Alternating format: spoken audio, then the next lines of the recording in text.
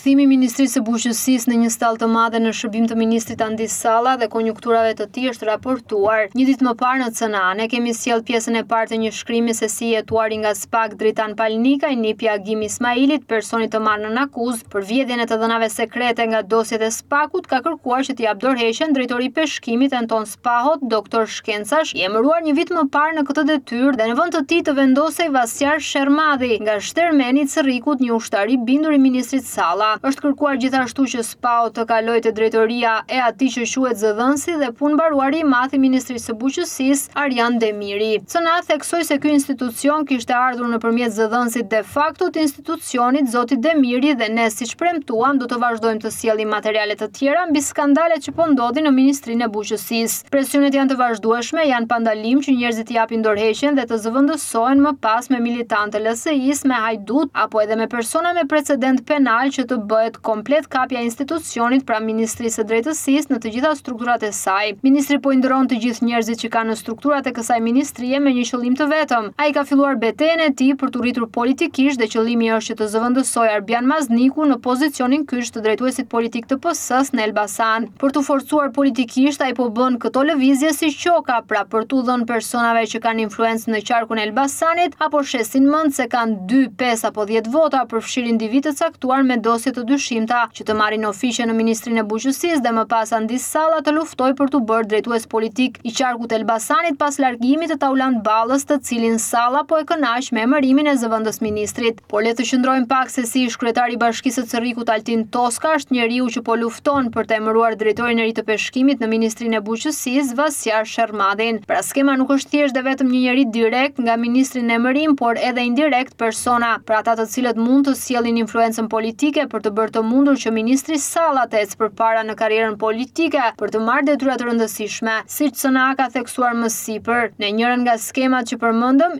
ishin edhe emërimet e caktuara të personave që ministri Salla po i bënte për të kapur Elbasanin, dhe një nga lojra do të ishte emërimi i njerëzve të Taulant Ballës. Eraldo Xhani pritet të marrë postin e zëvendës ministrit të Bujqësisë. CNA ka mësuar se Eraldo Xhani, një nga asistentët e Taulant Ballës dhe ish këshilltari i këtij të fundit, pritet të marrë postin e zëvendës ministrit të Bujqësisë, dhe kjo jo pa qëllim. Salla në finale kërkon që të bëhet një drejtues politik, atëherë duke pasur në krahasit zëvendës ministër një ish këshilltar të zotit Balla, i cili ka qenë dhe drejtues i qarkut, nuk është pas një pesh. Nga ana tjetër, me emërimet, çokat, skandalet që po ndodhin në Ministrinë e Bujqësisë për ta kthyer në një stallë e cila të shërbejë si sallë për të bërë ministrin Salla drejtues politik të qarkut të Elbasanit, po çmontohet një strukturë me vlera, me profesionistë për t'u emëruar, që nga militantët e LSI-s, njerëz të korruptuar, njerëz me probleme dhe me dosje për të dalë në qëllimin final emërimi i zotit Salla si drejtues politik i qarkut të Elbasanit për të goditur kështu Arbian Maznikun, i cili tashmë ka marrë një rol dytësor në kuvend duke drejtuar një komision atë të reformës administrative. Nga ana tjetër, Salla kërkon që të shtrihet tentakulat e tij nga Ministria e Bujqësisë për të marrë jo vetëm drejtor, struktura institucione të rëndësishme që mund t'i ngrenë pesh politike, por edhe disa bashki për të emëruar njerëzit e rekomanduar prej tij, të cilët më pas do ta bëjnë atë